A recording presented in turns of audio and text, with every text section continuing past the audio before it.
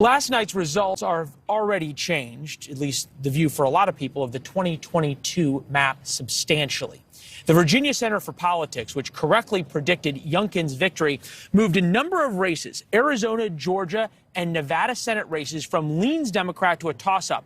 In a state much like Virginia, Colorado goes from safe Democrat to likely Democrat.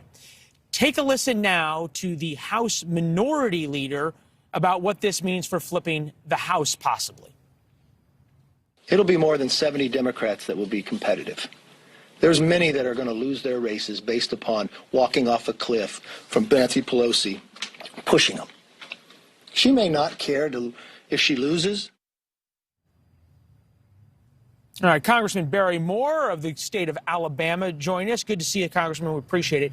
Heard today Republicans say 90% chance we retake the House in 2022. I don't have to tell you, a year's a long time. Is there a little bit of overconfidence, you think, right now? You know, I don't think so, Leland. Honestly, 2 weeks is a lifetime in politics, but we already saw the trends. I mean, even in our class coming in, and I'm a freshman, we saw a red wave down the ballot south of Trump. And so I think that we've kind of been seeing the policies, whether it's the border crisis, inflation starting to hit the American people in the pocketbook and that sort of thing. And, you know, honestly, we felt like we were going to get a win, and it looks like I think the momentum's moving in our direction. Okay, the going idea on Capitol Hill among Democrats is, look, if we get these two pieces of Biden legislation passed, the big bipartisan spending bill, $1.5 trillion, and then the next big bill, $1.75 trillion, remake the social contract of America, then it's going to set us up for victory in the midterms in 2022. I know you're against those bills, but politically, is it almost better for you if they pass them? You know, politically it would be better, but a whole lot worse for the nation and for the American people. And I think that's what we're seeing, like I said, at the gas pump and at the grocery store, where people are starting to pay so much more for the goods and services. As we print money, obviously inflation's an issue, and the American people see it. All right. Alabama is MAGA country in a way that there's few states like it, really. And you think about Jeff Sessions, the former senator from Alabama who got behind Donald Trump in the very beginning, understood what was happening. And even today, you are seeing Democratic pundits and the media almost sort of still scornful of Virginia voters. Take a listen to Nicole Wallace on MSNBC. She asked, what do Democrats do about that? I'll ask you, what do Republicans do about that? Well, I just think we continue to stay on message, you know, and we've tried to bring attention to the border crisis, like I said. And you know, the American people, when you tell the parents that they don't control the children's future and destiny and education, I think that is a huge issue, and is an issue last night in Virginia.